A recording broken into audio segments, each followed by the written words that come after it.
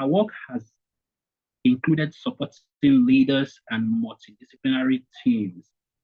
All right, supporting leaders and multidisciplinary teams in our bid to give back to the community. Aderoke offers voluntary therapy support to women who have experienced abuse in the women's refuge centers in our county. All right, still on Dr. Ronke. Before transitioning fully into coaching and therapy, Aderonke built a successful 20 years career in IT training and coaching consultancy. Worked with organizations including David Lloyd, Leisure, and Ramsey. Private care and experience that strongly informed our integrative therapeutic approach today. Aderonke is also the founder and TV host of Story Before Glory, a faith-based media platform aired in 5 countries, including the UK, where guests from all over the world, from all walks of life, share powerful and transformative stories. He was awarded a contract to work on a branding advert in collaboration with the NHS and the Department of Health. Ladies and gentlemen, Dr. Ronke is a passionate, yes, I just said that, he's a passionate advocate and mentor for young adults. There are several impactful initiatives, including Inside Out with Honest, a workshop designed to help young adults gain clarity and realign their lives for purposeful living. Bridging the Gap, a community initiative fostering intergenerational dialogue in a safe and guided environment. And in his presence, a yearly flagship retreat for young women focused on spiritual depth, well-being, and wholeness. Wow. Dr. Runke said that again on purpose, is happily married and a proud mother of 2 blessed young adults. You can see how lengthy and rich our profile is. Please, ladies and gentlemen, if you don't have your pen, if you don't have your paper, please get your pen and your jotter. And with your emoji, with all the excitement, everything you can do to make our guests feel welcome today and know you're ready, let us receive our guest. This is Aderonke Debajo. I yield the mic to you, Ma. Thank you so much, Mr. Ennis. I've laughed so much here. Thank you so much. Thank you for the love. Thank you. Thank you for the lovely accolades. Okay, let me remove the blur. I don't usually like blurs because it just makes someone's face look funny. But honestly, I just want to say thank you. And I'm really glad to be here. I'm really glad to make a difference. I'm really glad. Let me just first of all say thank you to Mr. Ernest. He's made me very welcome. And we've had a few conversations together. So I feel at home already, so thank you for all that you've done. Dr. Alu, should we let people know how we are? So Dr. Alu is a very, very, very, very dear sister to me. Absolutely precious to me. We've come a long way and we've been through a few things already. And I, again, just want to say thank you. And I had to come prepared because I know you're a woman of excellence, so you do things with excellence, and I can see that from your team. So I just really want to appreciate you and giving me your platform, giving me this opportunity to do what I'm very passionate about, and that is impacting the next generation. I am really, really passionate about doing that. So thank you for the opportunity. You can see also from my profile, I'm really into really supporting whether it's psychologically, whether it's emotionally, supporting the younger generation. So you've read my profile. I'm not going to go into that. I'm conscious of people's time. It's Sunday evening, so I'm just going to talk through so as to allow questions. Now, some of what I'm going to cover today, I'm going to also talk about, I'm going to start from the angle of a program that we have, which is what, my own understanding of what today is about. But also I'm going to be talking about, some of the ways in which we can navigate in an environment that we're in. And my focus and my experience comes from not just theory. I have lived some of the things I'm going to share. And I'm going to just go on now. So I'm going to share my slide. Again, very warm welcome. I also want to acknowledge some of my team members here, Ife and Fumi, and some friends and family that have also joined us. Just really, really acknowledging. Thank you for believing in me and what God has called me to do. I believe, I can go into a bit of a faith talk here while I'm here. So I'm just checking that. And yes, and thank you, Mr. Ernest. That prophetic word I received is Dr. Aderonke Adebaju. I picked on it and I tapped into it immediately. So really, really thank you for that. And I'll come back here and I'll share when I have that doctorate. I'll come and share with you. Quite prophetic. So thank you. So just bear with me as I share my slide. And then please just let me know when you can see my slide and we will go through because I want time for question and answer. So it should be coming up here in a few minutes. So let me know, maybe a thumbs up or someone just to mute and let me know when you can see it. Yes, Is we it up can now? see it. Yes. Okay, thank you. Right, I'm looking for the green arrow next to it and I'm not seeing it. So just to make sure what you can see is Navigate UK program. Is that what you can see? Thank you. Okay, so we're going to move through quickly. And I'm going to start with some figures because I believe it's very important that we know that we're talking about figures here. So from what my own understanding of my speech is to really look at, when we have children that come either from, African countries and from other countries to the UK or to the US, and you're going in to do your education. I thought it was important to start with some figures and statistics so we know what we're looking at.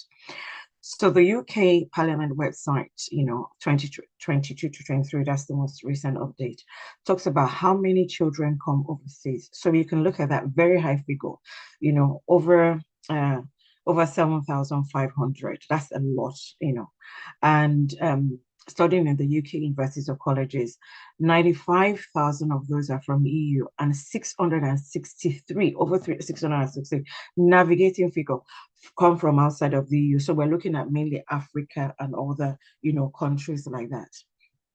Now, I'm speaking to an age group of 13 to 26, so mainly maybe about 18 to about 20, maybe about 20. But I just thought to you is important that BACP, that's the British Association of Counselors and Psychotherapists, which I'm a member of, say that, they've now started calling that age group generation, not Gen Z anymore. They're calling them generation anxiety. They're calling them the Zoomers, And in it was 2025, they had referrals of over 200 mental health referrals a day for this generation. And I thought it's important we start here. So we know that what we are looking at is when our children are not prepared for the environments that they are going through, we're really looking at an epidemic. That's where we are now. It's considered an epidemic now. And that is why I'm so passionate about what I'm doing now, bringing this awareness and looking for tools to help to support our children. Okay, so also, if you're a Christian, when they say generation anxiety, you know what that means. They're labeling our children. So I cancel that off and I call them generation blessed. So they're generation blessed, they're not generation anxiety, because that is what is being thrown into the atmosphere and into the air. So this report also says, so another report says from Resolution Foundation, quite a well-known organization. So 34 in 2022, 34% of 16 to 25 suffered anxiety and depression. As of 2025, that's almost doubled to 64%, reporting difficulties. Also, an association of colleges that deal with mental health reports say that 72% of colleges reported an increase in students expressing suicidal ideologies, general anxiety and low mood. 72%, that is very high. Suicidal ideology means they're thinking of suicide and they might even have sort of like an idea of how it is that they're thinking of committing suicide. Now, the confidential student survey says 57% reported some kind of mental health issues, whereas institutions are reporting 16%. So what does that mean? The institutions are hiding from us parents, how important this is. So I think it's important so the reason why I'm showing us all this is when we talk about preparing our children for the environments that they are going to for college, I want us to understand the gravity of what it is that we're talking about, so that we can pay attention and begin to create that awareness. So why navigate UK? Why are we talking about this? Like I said, I have a story. My story starts from about 4 years ago when my daughter was going to go into university. So I have, as of now, so she's 22 now. So I have a 22-year-old daughter who's going to be 23, and I have a 20-year-old son who's going to be 21. Okay. So you can imagine about 4 years ago when my daughter was going um into university. So my daughter had never had left home before. So when you're looking at a very protective mother, this is her, shielding them. They weren't going to school on a bus, we're dropping them. This bus they were going to was school bus. So they had no exposure. So I think that most of my children has left home is maybe go and stay with maybe one cousin or family that I know that there's another parent, so not going into, so we live in the UK, so not going into London or the train themselves, maybe once or twice, so really shielded. And I'm painting this picture for us, for us, for as children and as parents, where if your children are coming from somewhere like Nigeria, or where you're his driver, there's cook, they're dropped off, they've never really left home. We're talking about the same thing. So it doesn't matter whether they're back home, it doesn't matter whether they're here in the UK. If you've shielded them, what I'm saying is they're going to come a time where they become exposed. And once they get exposed, they're exposed to so many things. So I'm painting a picture. And I'm also preparing the young people here, whether you're in college or you're actually going to university, there's some things you need to begin to prepare your mind about. And we're going to talk about those in a few minutes. So my daughter went into uni, very shielded, very protected, and it was like a slap in our face. So the first night we dropped her in school, we didn't stay with her. She didn't know what to do with herself. No mommy, no daddy, no normal security of the home. So if you're even in college and you're transitioning from college to university, again, college is different because with college you have a routine. You know what you're told, you know what you're going to be doing. This time you wake up, you do prep, you go for classes. University, there's nothing like that. You are dropped on your own and you're on your own. So my daughter was dropped on her own. She had flatmates. She wasn't really sure how to integrate with the flatmates. She didn't know them. Some people were around in their own cliques. Some people had friends. So the following morning, obviously, I checked on her after we got home. The following morning, I called her. She said she hasn't really slept much. And something said to me, ask her to do a video call. That's the number one tips for parents here. Always do video calls for your children when you can. My daughter was telling me she was fine, she was okay, she was this, she was that. When she did a video call, her eyes were as red as blood. She had cried all night. She had barely slept. She didn't know what to do with herself. First time away from home. So all those things I'm going to talk about in a few minutes. Isolation, cultural shock, she had everything. So that was how we started the journey together. And like literally together. So we're going to classes together. We're checking up, praying, nurturing, trying to see if I had new friends in that area that could connect with her, trying to really be there as a parent, being present. 2 weeks after, we went to see her, and I'm going to talk about a few other things. I don't want to go. So it was a very traumatic time, not for just her, but for us as a family. And when she came home, so I'm going to also talk about the first 2 months, which are really quite difficult, So the first time between whether a child goes into college or goes into university, I found out that the first 2 months, between when they go in and when they go for the first holiday is usually quite challenging. And you might find out that some children don't even want to go back. after. If they don't want to go back again, please listen as parents as to why. I've had friends where um their daughter went into uni. She was a size 16. By the time she came back for the first break for Christmas, she had gone down to a size 10, gone into serious, depression because she was in an environment where she didn't know how to navigate where she was, pacing up and down. To cut the long story short, she never went back to uni. That was about 2 years ago. Yeah, because she could not handle it. The impact on her mental health was too much, so she couldn't go back. Why am I sharing this again? I'm talking about preparing us as young adults that are on here so we can manage what to expect. And I'm going through talking about the program that we have, which is also called Navigate UK, which you will see why we do what we do. And so that's my story. So I learned the hard way. So obviously, when my son was going to go into uni, it was a totally different experience because we had prepared him. One of the first things I came back allowed him to do was go on the train.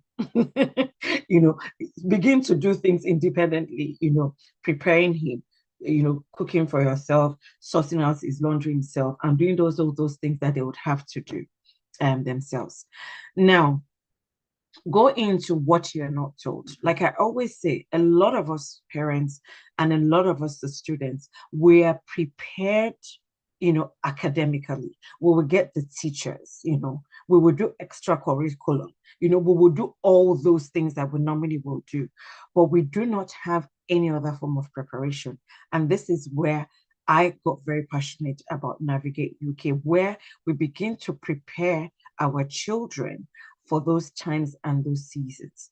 So, what are the things that we're not told? So, I'm even sure, Dr. Alo, when you have all the sessions with all your colleges and how they come in, please run through what you see here and let me do any of some of these things. Some of them might be mentioned, I don't know, but are they really mentioned? And that is why I said things that we are not told, things that as parents that we might not be told, things as children that we might not be told, about what's happening.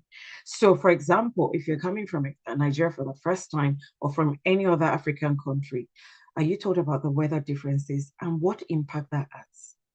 It's different when you are at home because you still got, it's even different when you are also in the colleges. It's a totally different ballgame when you're in universities. And then when you're coming, that change in weather, the impact that has on us. What about the cultural shock and isolation? You know, I've had, students talk to me about how even in some of the colleges, they might be the only person of color. How do I navigate that? How do I look at that without losing my identity as the only person of color? What am I thinking? What are the preparations that I've been prepared, before then? And this is where a lot of interpersonal and personal skills for our children is very important. And I cannot begin to go into everything today. How do I begin to see myself, beyond my color? Because there's so much to me, and color does not make me different. How do I get that confidence in myself that irrespective of whatever I look like, I am who I am. My color does not make me less of a person. That affirmation of yourself, talking to yourself, looking in the mirror. I'm already giving us tips. So I hope you realize that's what I'm doing. Looking in the mirror and saying to myself, I'm not defined by my color. I am an individual. I am created, like every other person, because it will come up experience. I even know adults that tell me that, oh, when I go for interviews, I'm intimidated by my color. No, I am as good as you. My color does not make me different. Yes, I can be the one person. I remember when my children started school, they were the only black, person of color or black person in that area. And I started saying to my daughter, "You are beautiful. You are wonderful. You are intelligent. Your color does not dictate." And it wasn't. And you cannot even blame some of those children because some of them truly, genuinely are interacting with a person of color for the first time. And then they've also been told by some of the parents, that people of color are inferior. No, you're not inferior. So we're talking about that. So there's the difference in weather, dressing up. There's the There's the change in weather where it gets dark really early. How do I navigate all those things? And also, parents, this is some of the conversations we should be having with our children. What about the cultural shock? You know, so classes, they're speaking in a language with an accent that I might not even understand. What are some things I can put into place before that? Please let your children start to really watch, maybe watch films or their training on videos about, let them listen to those accents. Let them get used to those accents so that when they get to class, they're not trying to catch up because they don't even understand. Even you yourself, if you're an immigrant, when I first got into this country, I remember that I didn't used to hear what they're saying, because the accent is different. So start to get your children, if they're going to America, let them begin to watch, online, go on training, personal development. Let them get used to the accent before they come, before that transition. That's very important. Cultural shock. Let's have discussion with our children. The culture is different, you know. And I'm going to talk a bit about that today.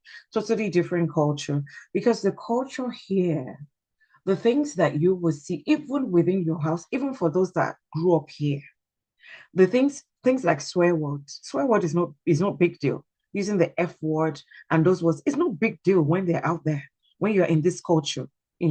They see you as someone that is acting like a saint. If you're what's the big deal about swear word?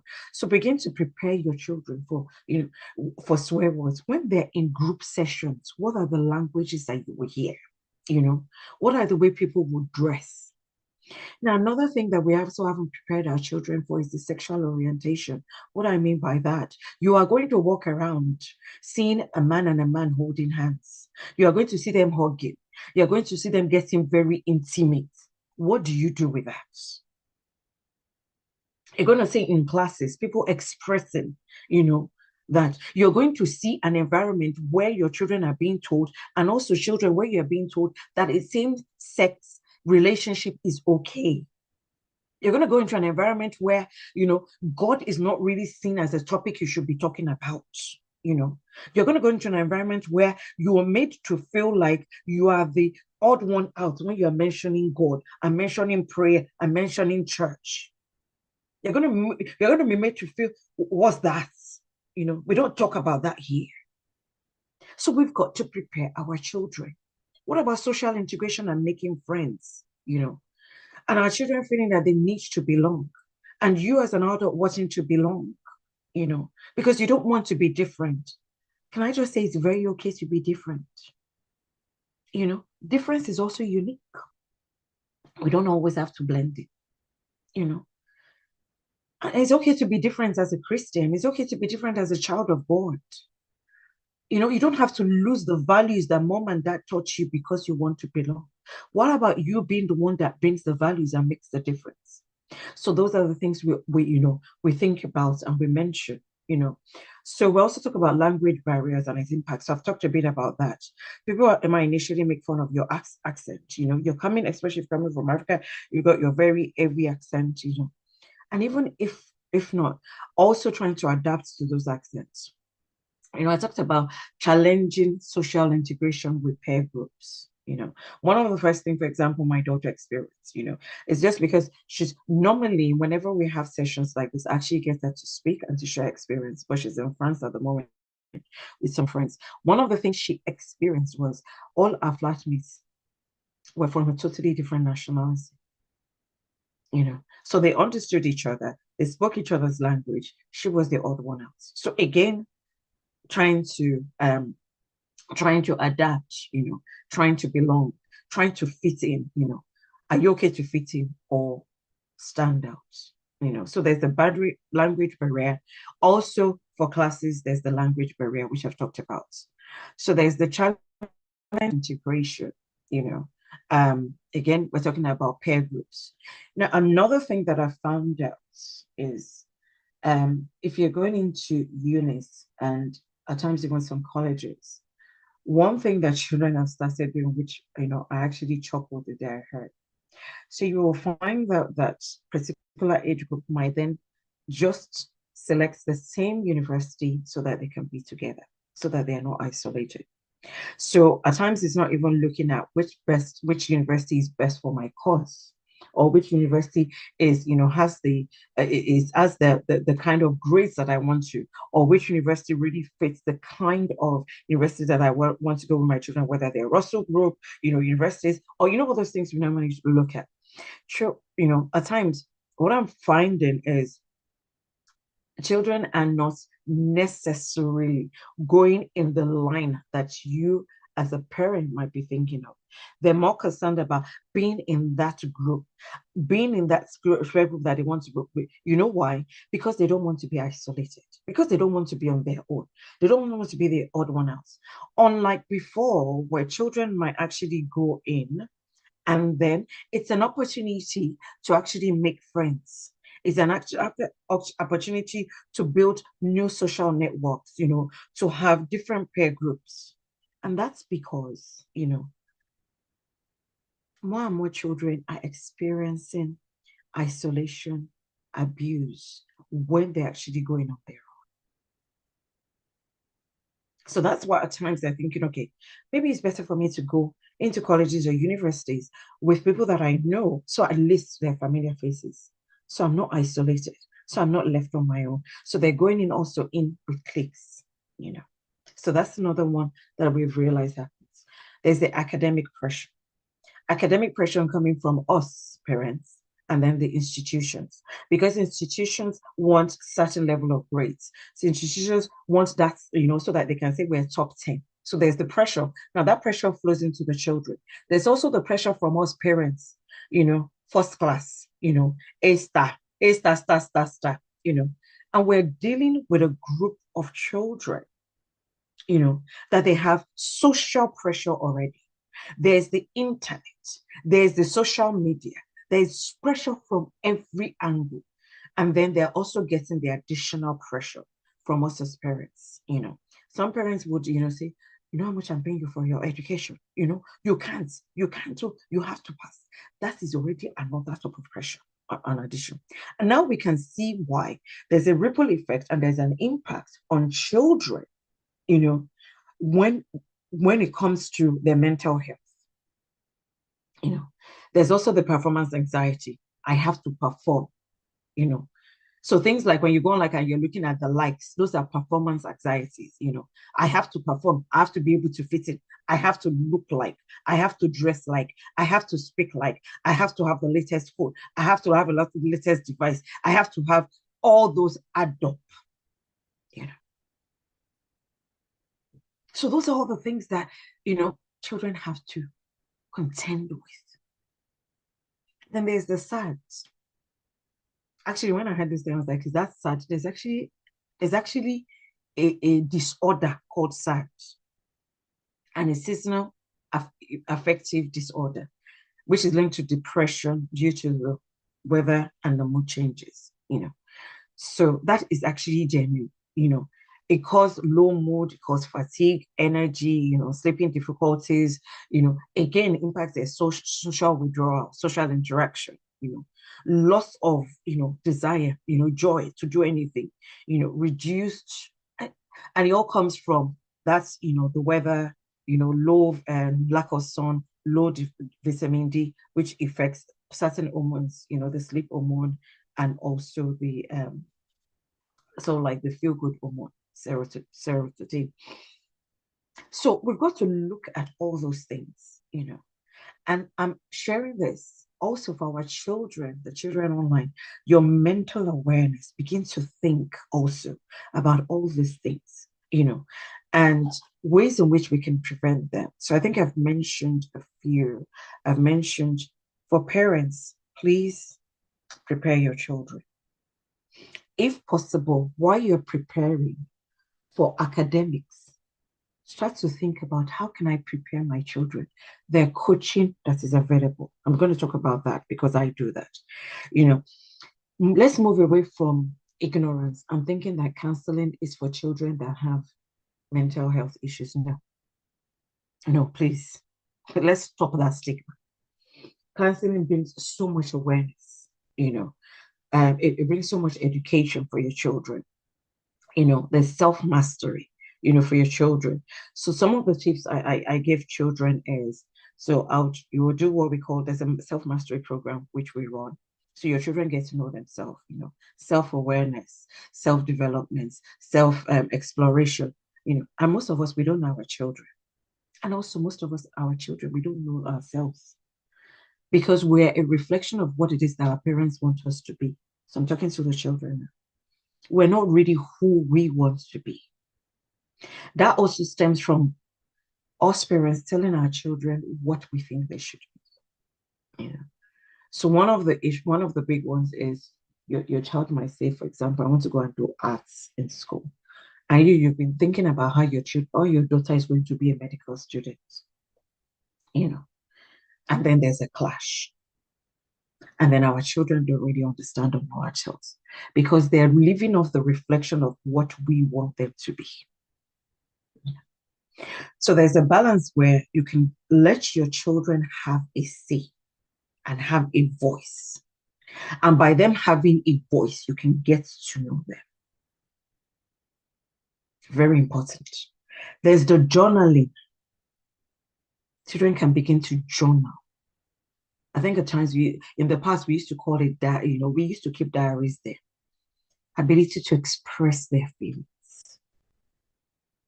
Ability to say, if they can't say it out, they can say it in a journal. Overprotection is another big one. Please don't let's overprotect our children. Let's start to give them freedom from an earlier age, Also, understanding the transition. For your children to understand the transition. When you're going from one higher institution to another, when you're going from one phase to another, let's have those discussions, cultural shock. Also, there's a loss. If your child goes from home to college, like I've given, it's actually a form of loss. So there's a disconnection from their normal home. There's a disconnection from language. There's a disconnection from food, from status, from community. So there's an identity crisis, identity dislocation. So allow them to talk. Communication is very, very important. Let's build psychological and emotional resistance. So let's name the emotions. Let's hide them. Children, also feel free to name the emotions. So journaling helps, Prayer, reflective silence, it helps. Grief processing, talk about it. What did you leave behind? I left mommy. I left home. I'm going to college. I'm going to uni. What did I leave behind? All those things. Self-compassion. It's okay. Now, as I'm mentioning all those things, because I'm trying to balance between speaking to parents and speaking to the children. Self-compassion and over self-criticism. The over self-criticism comes from the pressure at times that we as parents put on our children. Okay. So that our children, and then I'm also saying to the children, don't over criticize yourself. You're doing well. And comparison is also a big issue. You're doing really well. And please feel free to affirm to yourself and write affirmation. I am good, I am blessed, I'm beautiful, I'm intelligent, I'm awesome. It's okay. You're not being boastful. No, you are affirming yourself. You're talking to yourself. And it's okay to do that. Identity integration. Honor. It's okay. Your language is okay. If you have a particular accent and you're using it, educate people about your accent. Don't let them make you feel like you're the odd one out. Educate people about your food. Some of our children don't even feel comfortable eating our food. Educate people about it. Resist internalized inferiority or accent shame. That's another one. Tell it as a story with pride. You'll be amazed the amount of people that want to know about your African origin and where you're from. So that's another way that we can approach some of those things. you know. So isolation is a very big one. How do we deal with isolation? Yeah. So there are different societies when you get to colleges and universities. So there's the African Caribbean societies, if you're a person of faith, you can look for faith, you can look for churches, you can even consider volunteering. I remember there was a time my daughter used to help. She really likes arts. So one of the things when she didn't know how to socialize, she went to join the arts group. She also went to join the French group. So that's why she's off to France because she can speak French very well. So there are different communities that you can join. So that takes you from being alone in the room, and that helps you to also socialize. Also look for study groups. They also look for peer and mentoring groups. So also children have to be ready to put themselves forward. So don't be too insular yourself. Also be ready to put yourself forward. Now, if there's a reason why a child is also detached and also insular, things like coaching, counseling, it can help. If there's a reason, if there could be issues from home, you know.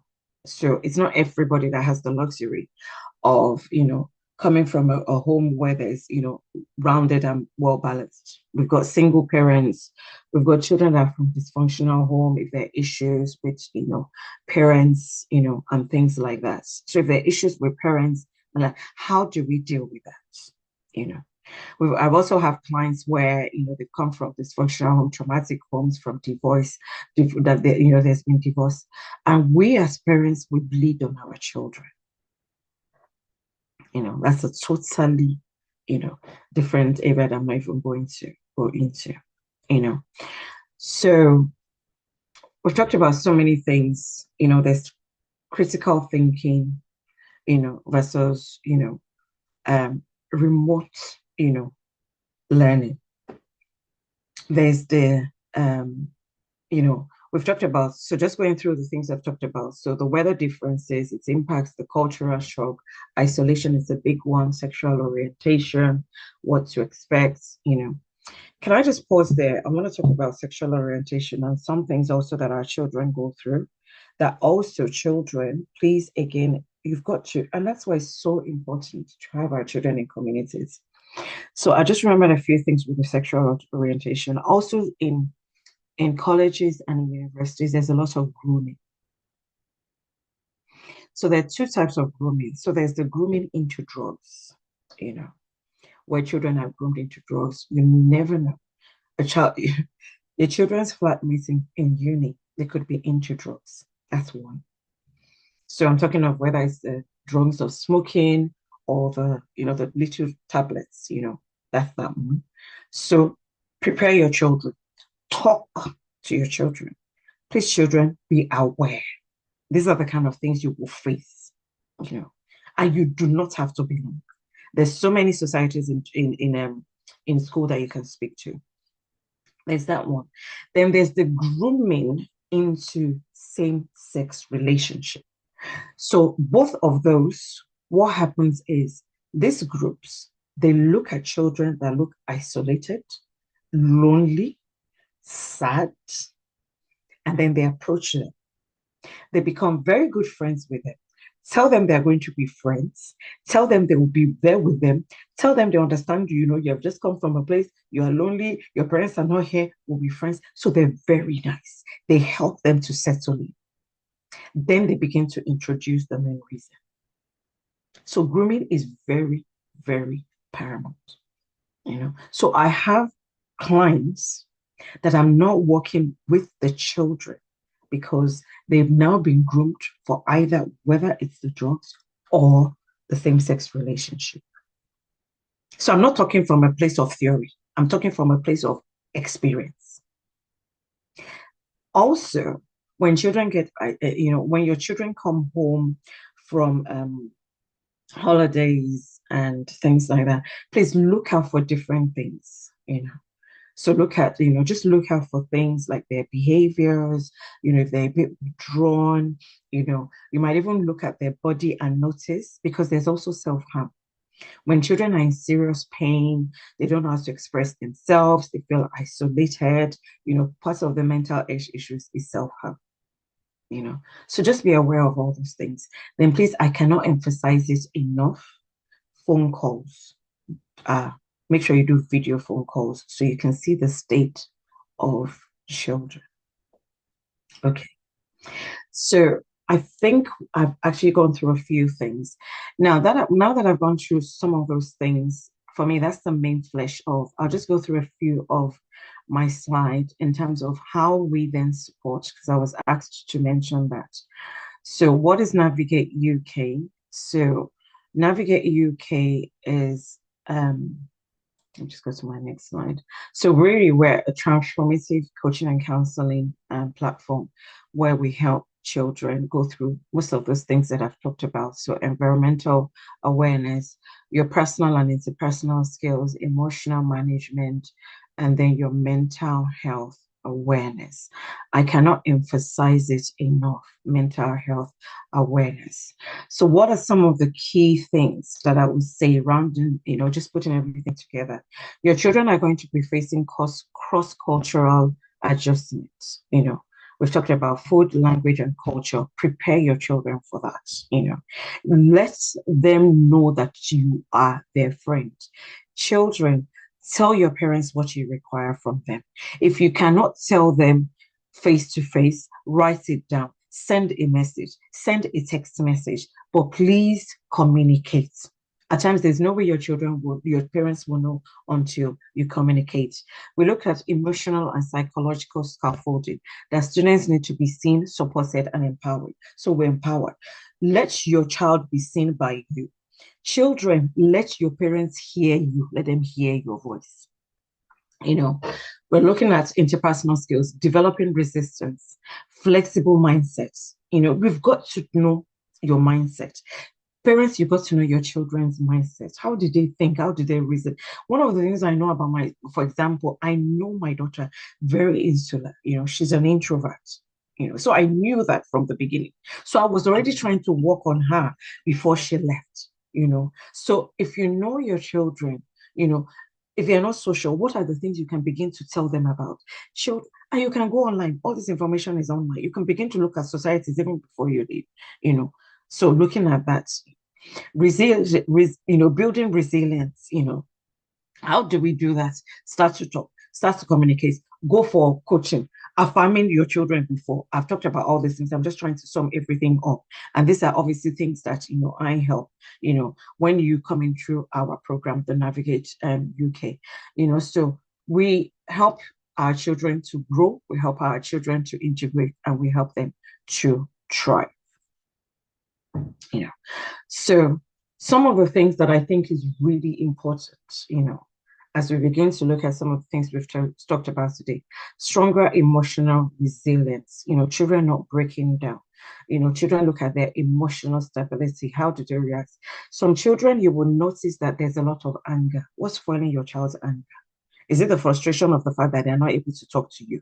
Is it the frustration that your children are trying to reach out, they can't reach out to you? Is it the frustration that we're doing things because mommy and daddy wants it, not because we want it, So again, I've talked about that. Improve mental health being, we've covered that. Increased self-awareness and confidence, confidence building, things like, and that's why I like, obviously, there are quite a lot of schools that do a lot of that now, So things like presentations, putting children into groups, mentoring groups or social groups, even things like what Dr. Alo is doing, encourage children to come, let them own their voice. You do mentoring sessions from what I write, build their confidence, presentations, because they're going to do it when they get to uni, enhance cultural adaptability, really embracing their culture, not seeing it as something that is, demeaning or shame, academic and personal success,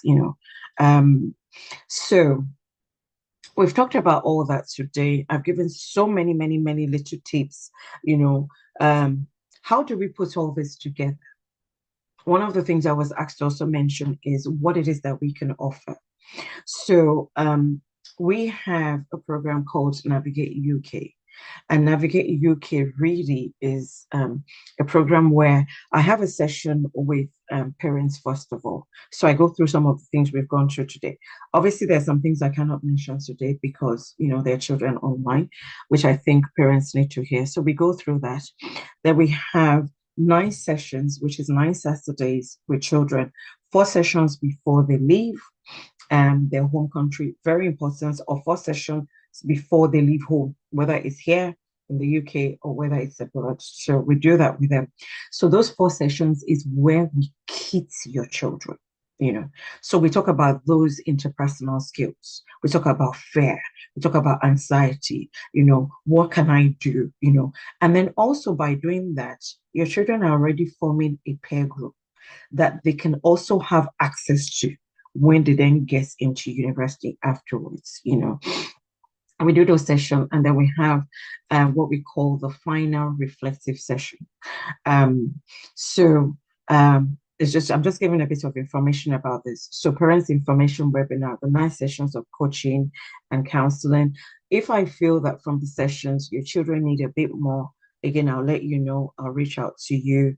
And then we have the final reflexive session. Now, the whole idea that we try to do this in a period of nine sessions is to capture kind of like the first few months. So the first 3 months, like I always say, they're the make or break period.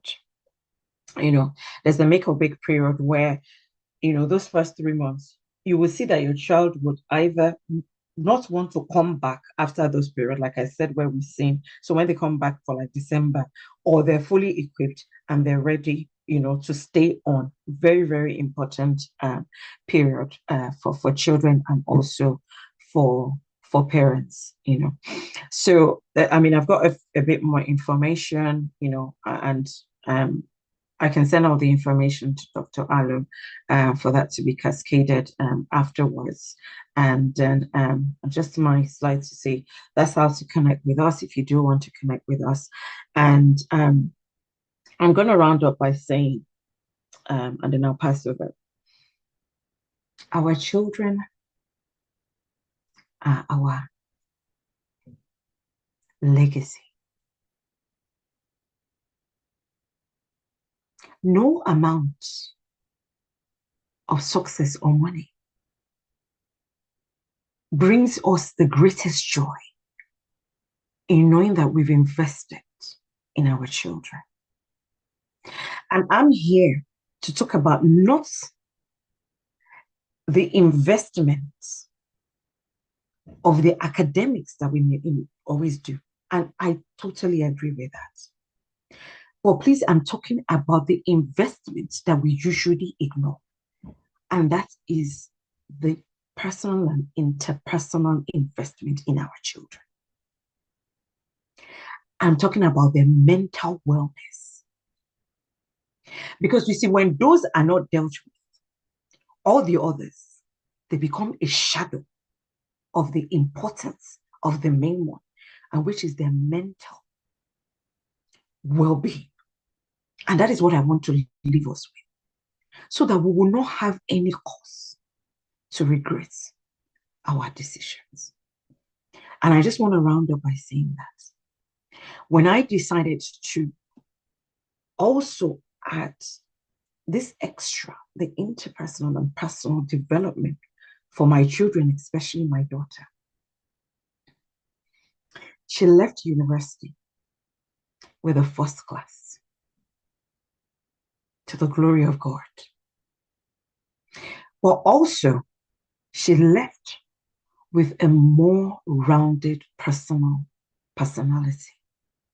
As a woman, built on resilience, built on confidence, and built on knowing who she is and who she is. And we're still on a journey.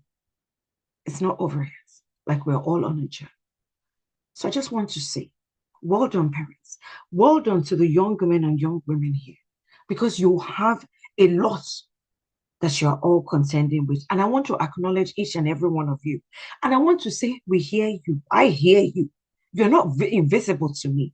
You are very present to me. And I'm passionate about your success. I'm passionate about your well-being and your wellness. I'm passionate that you have a well-rounded, autonomous life where you are not just being heard, but you are also being seen. Thank you very much. And thank you for being extraordinary children to all of us. Thank you, Dr. I yield my mic. I'm going to stop Wow. sharing. Wow. Thank you so much, Coach Aderonke. I know Enes is going to speak, and I was just thinking to myself, I came to this country at the age of 15. Yes, I had been a boarder in Queen's College for 6 years. Um, so I knew what it was like to live outside of my home, but still my parents were just down the road as it were technically. My mom would come for visiting days. And then when I came over to the UK, it was a completely different ball game. There wasn't any Zoom session like this. Like it was just a different era. And I'm like, if only we had access to this sort of mentorship and guardianship way back then. I just thank God that, I had a good group of friends and I knew God from a young age. So that anchored me. And even with all that anchoring, there were still lots and lots of temptations, a lot of temptations. Like my friends will go clubbing, all Mm-hmm. sorts of things were happening. And this is me that, I really love the Lord and still have like, oh, what's going on around me. So wow, it's such a blessing that we have this platform and these opportunities for our children to reach out, that they have safe spaces and they can talk to a trusted adult. So thank you so much for all that you have shared. I'm going to hand over to Ernest now. Thank you so much to all our parents on the call. Like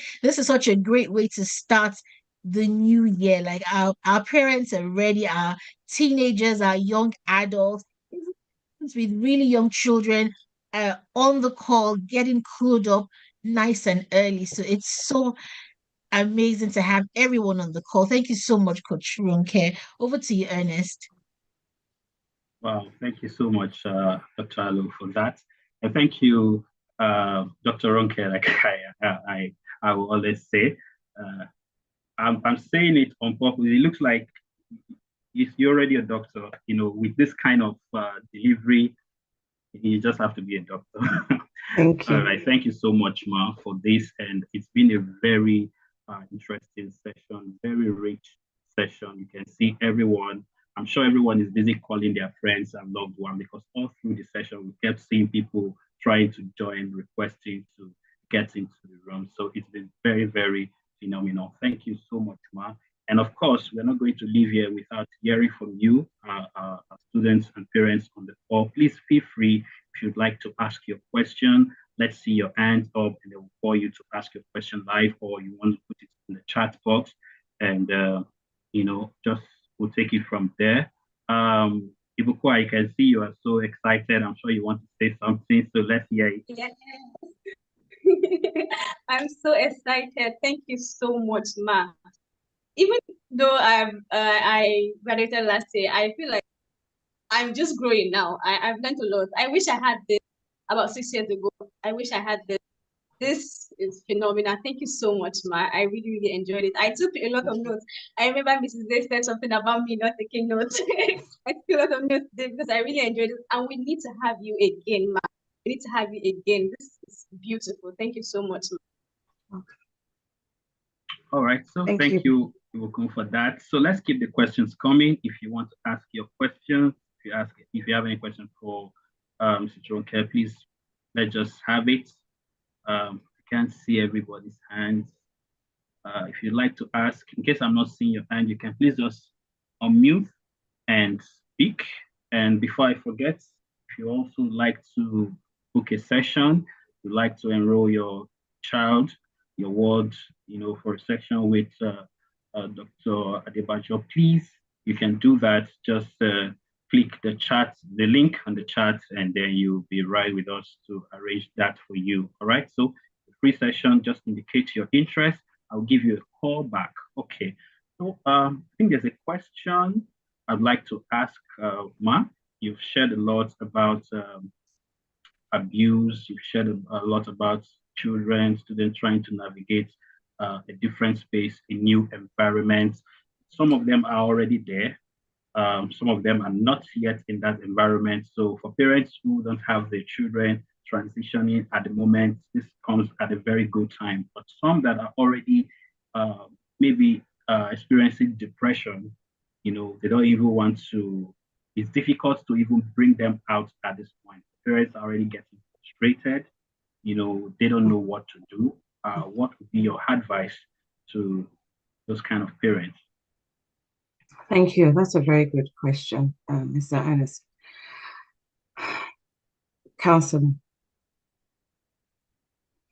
My advice would be to go for counseling. Now, the reason why I say so is someone in depression does not know how to help themselves. There's a high percentage that children will not open up to parents. They will not open up to parents. And that's why even with counseling, you're advised not to counsel people that you are close to or because of familiarity. But even in looking for counseling, please let me, again, just state what kind of counseling. They are professional. So I'm not sure where the location is, if they're based in the UK, I'm assuming, or maybe it's in Nigeria. They're professional bodies. So I belong to one which is called BACP. So it's not everybody that is out there that is a properly qualified counselor or a coach, So go and get your children enrolled into coaching or counseling. Now, children might not even want to go for coaching and counseling. So some of the things that you might want to do is give your children the option. Let me rephrase this. Ask your children what they feel that they want. That's one. And the reason why you probably say, well, why would I ask a child what they want? Because even if a child goes for coaching and counseling, and you don't have their buy-in to go in for that coaching and counseling, nothing might happen there because they will not open up. So have that initial conversation. And when you're having that conversation, it's not enforcing. You're having a conversation. You're asking them, what do you want? This is why I think, and this is why I think, And I'll give you another example. I had that face with my daughter. Also, some of these children, that was the face of COVID, isn't it? So I had that conversation with my daughter. I didn't just say, oh yeah, you're going for counseling. No, I didn't do that. I sat down with her and I said, this and this and this, some of the things I've noticed.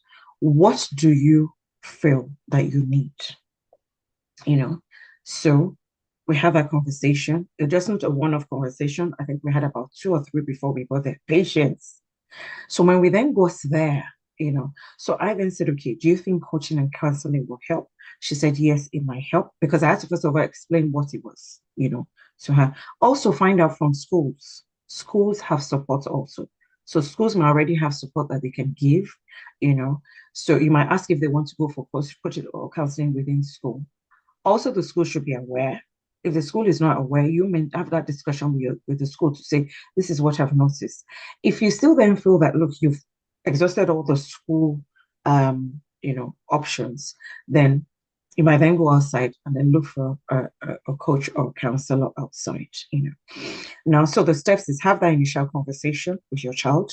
If you've already had that initial conversation, okay, and they're okay to go for coaching and counseling, find out from the school, So, because I'm not sure if you're talking about children in boarding schools or if they're in uni. So find out from the school if there's any support. If they're in uni, universities too usually have counseling, mental health department. They will give them counseling, but it might not be more than just 6 because, again, there's a long list of children waiting, unfortunately. So they might not give more than 6 sessions. So you might find out that after the 6 sessions, you might need to go outside, and engage someone. So maybe someone like me, you will engage us. So that's that. And then start their journey. Now, when your children go into counseling and coaching, please don't just get them there and then leave them. No, the work continues. You then still have that conversation with them. How is this? How is it working? Is it servicing you? You know, and you will know if it's working, because you should start to see some difference after at least about 8 sessions. Your child should become open up a bit more, less reclusive. You know, there should be at least some kind of change by the 8th session. You know, and obviously, let me even go back. I think that's the first one, prayer. But what some of us, why I didn't start with prayers is, especially as Africans, we tend to do the prayer and not do anything else. That's error. This alarm keeps going. I keep cutting this off. I hope that's answered your question. All right, thank you so much, Ma. I think okay, the long one. It says thank you so much, Dr. Ronke. This has been very practical, real, and enlightening, especially the slide that talks about what we aren't told. The points are landly because they are rooted in real experience. And these are the talks that can genuinely change how parents support their children. My question is, how do we enlighten our children to read in between the lines when parents shows up at first with good intentions, but at the back of that, they originally want to introduce them to drugs, bad behaviors? Yes. Thank you. That's a very good question. All I can say is there's some telltale signs that we can advise our children about. Okay. So if somebody approaches your child and wants to be friends with your child, please ask your child to do a bit of homework on the friend. So don't just accept the friend as it is, you know. So do a bit of homework about the person that has come. So what do I mean about homework? Just ask one or two other people, oh, do you know this person? You know, do you know anything about them? You can find out what department they are, you know. You can find out, and even if you don't ask, you can actually shadow the person and look at what it is. What does the person do? You know, because how do they say this thing? Their character traits will manifest over a period of time. Do you understand what I mean? So if someone that's coming to a child to groom them for drugs, your child will begin to see the traits. Someone like that will usually not go for lectures regularly. Someone like that, you will see that there's a lot of partying. Someone like that, they will be saying, oh, rather than go to class, let's just go and have a drink. Let's just go, you know. So those telltale signs. For the other one, when it's the sexual orientation, you will usually find that our same-sex people gravitate to places where there are same-sex people. So you will see them go to maybe meetings or nightclubs or places where you will see a lot of same-sex people. They feel very comfortable there. So those are the little things that your children need to watch. You can watch out for little. Just study the person, you know, observe the person for about a week or two. Even if they say you should go somewhere, you can go somewhere with them. But when you get to where they're going, look at what they're doing, you know. Ask them, oh, what department are you in? Ask them what do you do? You know, what are your hobbies? You know, just try and act as if you are making conversation, you know. So our own children, we need to teach them to be observant also, to look at some of these telltales that I've said, you know, those that party a lot, just like Dr. Alu said, you see them, there's no way you will see, because they're still a bit young themselves. So those traits, they will come out of those child themselves. So let's advise our children to watch out for those traits also. All right. Thank you so much, Ma. I'll be speaking from the spirit at this point. Don't worry, I'll soon be ready. So very quickly, because of time, I'd like to just take this very last question that I have here from me. Says, may I ask on tips on how a child can build confidence and resilience before leaving home? Okay. I think I've mentioned a few of that also. So it starts from the parents. So what is it as a parent? What are you saying to your child? You know, because everything really starts from home. What is the home environment like for your child? You know, so the confidence of your child starts from us as parents. What are we telling our children? What are we feeding our children? What are we affirming in our children? You know, there was a time I would when my son is about 6 something, when he walks past me, you know what I would say? I'll just stop him. I say, yeah, answer. You are a giant. You are blessed. You are glorious. If I pump him up like this from home, even before anybody outside senses, so let it start from home. It's a charity begins from home. My son, so when I noticed that my son, I noticed that something just told me one day, and I knew it was the Holy Spirit, that it doesn't hug. I went to him, I said, hug me. He's like, Mom, what does that mean? I said, hug me. Because you are going to learn to hug your wife. So you have to learn to know how to hug me. I don't want to bring up a child that does not know how to hug his wife, So now, my children say, I love you, the two of them, when they're going. So we have to start from home. So so they're both used to it now. When we finish a conversation, love you, Mom, love you, darling, God bless you. Prayer, I teach them to pray. I've taught them, if you're at work or in school, and we're still doing this. My daughter still faced the challenge that she faced. My children were brought up in church. So what I'm saying is, teach them. It does not mean that they will not face those challenges, but at least we know that we've secured them as much as they can. So there's the words you're speaking to them at home, their mindsets. It's a mind that is set, so their mindset matters. So what is it that you said to them at home? What is that you've imbibed in them before they left the house, before they even go out? What have you told them about who they are? What have you told about emotional intelligence? What have you addressed in their anger? So if you see your child, for example, always angry, always moody, what is it? Try and find out what it is, So it's all part of building their routine, managing their emotions, Some of us as parents, we don't even have to give, because we ourselves weren't trained that way. Most of this thing that I'm sharing, it's also obviously because of my what I do, my trade, my business. I've had to learn it. So, but there's so much around now on social media. There's so much around there that we can learn, about helping our children to manage their emotions. Talk to them, whatever emotions that it is that they're exhibiting. Don't bury it. I've mentioned some. Don't bury it. Accept what emotions. I can say that you're angry. Why are you angry? Let's talk about this. It's naming them. So it's not named to shame. It's named to address. So those are some of the things that even we can begin to do from home. Build their confidence. Speak to them. Teach them to journal. Teach them to accept emotions and name those emotions. Do not shame. Do not talk down. Respect your children, their individuals. Have conversations. Sit them down. Don't talk down to them. Respect them. Have boundaries. Ask them to have boundaries.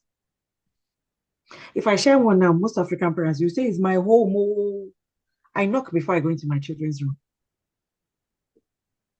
I knock. Yes. And that's why I said you will say it's your house. How can I be knocking in my house? Oh, sorry, I'm doing myself now. How can I be knocking myself? It's called respecting boundaries. It took me a while to learn it. I'll just enter their room, bass. Until another young adult. I told you that. Sorry, one more. Tips on how a child can handle cultural shock and language barriers. Who is this sister that is asking? Please come for my session. I'll give you all those tips. Okay, do you wait for answer before entering though? Very good question. I do wait for answer before I go in. You know why? You see, this knocking thing, it's part of building their confidence and telling them that there are boundaries in life. I'm telling you, because so that when they too go out, they will respect other people's boundaries and other people will respect their boundaries. I'm telling you, is this tried and tested? Because if we do not teach them boundaries from home, likewise, you knock before you come into my room, If you want me to knock into your room, we're talking about boundaries. So when they get to school, they can put boundaries for friends. They can say, you just don't talk to me like that. They're putting boundaries, things about their property in school also, and what belongs to them. I'm just going through some of the questions in there that I'm seeing that are coming up. So I'll just leave that as that. Thank you so much, Ma. Thank you. I'm sure we can just stay here for another 1 hour. The way I I'm think so. seeing this students and parents on the call, nobody is ready to leave this place, but it's just so exciting, just so exciting to get this kind of knowledge at the beginning of the year. Such a strategic time, it's such a strategic time of the year for us to be fed with this. And parents on the call, students on the call, if you are new to this, if it's your very first time of attending our events, this is what we do fourth Sunday of every month. Every fourth Sunday of the month, we are here, right? So for February, we are here on the 22nd of February for our February edition. So I'd like to encourage every one of us, please mark your calendar, take the notes down. I can see Nicole wants to ask a question. Your hand is up. So let me quickly take Nicole. Good evening, Nicole. Please Hello, good unmute evening. and ask your question. Thank you, Dr. Runke, for that. I would just wanted to ask when you talked about your son, like trying to encourage him to hug you in terms of like his future. I was having a conversation with somebody during the week about I don't know how to phrase it now, but for the girl child, that their confidence is built by their dad from their dad. Not only their dad, but maybe most of it, how a man should treat them would come from how their dads treat them, or they see that example, the standard they set for themselves will be from their dad, just as the boys will be from their mom. So I don't know how, if you throw some light on that, because I've got girls, and I would think I'll do my best.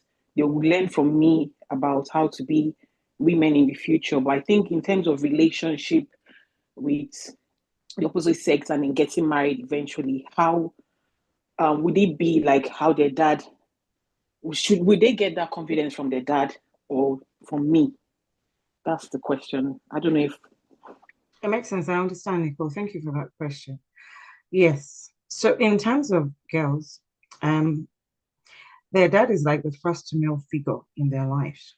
So the impacts that their dad has in terms of showing affection, you know, is very, very important, and also helping in building their confidence. But what about a home where it's just the mom? So we do have those lone homes where you've just got the mom. So yes, the mom can still affirm a child. In terms of interaction with another male, you know, I would suggest if there's a male, like an uncle, maybe your own uncle, that that, you can trust and all that.